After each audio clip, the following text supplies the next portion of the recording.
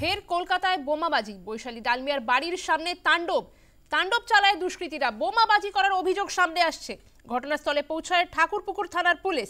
আবারও জানিয়ে রাখবো, শহর কলকাতায় বোমাবাজি, বৈশালী ডালমিয়ার বাড়ির সামনে তাণ্ডব। শনিবার রাতে বোমাবাজি দুষ্কৃতীদের। বিজেপি সভানেত্রী বৈশালী ডালমিয়ার বাড়ির সামনে তাণ্ডব। শনিবার রাতে বোমাবাজি করে দুষ্কৃতীরা। ঘটনাস্থলে পৌঁছায় ঠাকুরপুকুর থানার পুলিশ।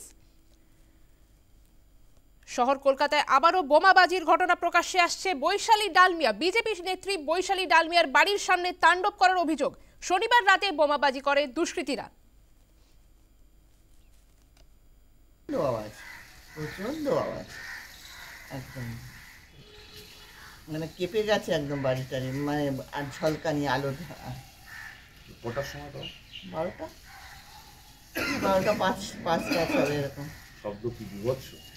সিলিন্ডার বাস্ট হলে যেরকম জায়গাটা আওয়াজ হয় সে প্রায় সেরকম। কতটা আতঙ্কে ছিল? আতঙ্ক তো থাকবেই, কি হচ্ছে না হচ্ছে। প্রথমে তো দরজা খুলছিলাম না, ভাবছিলাম তখন সবাই শুয়ে পড়েছে। তারপরে আস্তে আস্তে আওয়াজ পেয়ে, সবাই গলার আওয়াজ পেতে পেতে আস্তে আস্তে খুলে দেখলাম এই অবস্থা।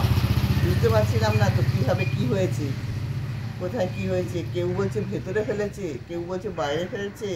বাগানের ভেতর দিয়ে গোলা গোলা গোলা গোলা আগুন পেয়ে চলে গেল, পুরো গোলা আগুন দিয়ে এখান দিয়ে কি গোল গোল গোল, মানে মনে হচ্ছে যে সেই সিনেমা, হিন্দি সিনেমায় দেখায় গাড়ি ব্লাস্ট করে, ঠিক সেই রকম হলো। কতগুলো ওখানটায় পড়ে রয়েছে। ও তাহলে এখান দিয়ে শুনলো, আমি তো কিছু বুঝতে পারছি না। আমি তো দেখতে পাচ্ছি, মানে আমি গোড়ায় ভাবলাম বোধহয় যে একটা বাড়ি ভূমিকম্প হলো, বাড়ি ভেঙে পড়ে গেল।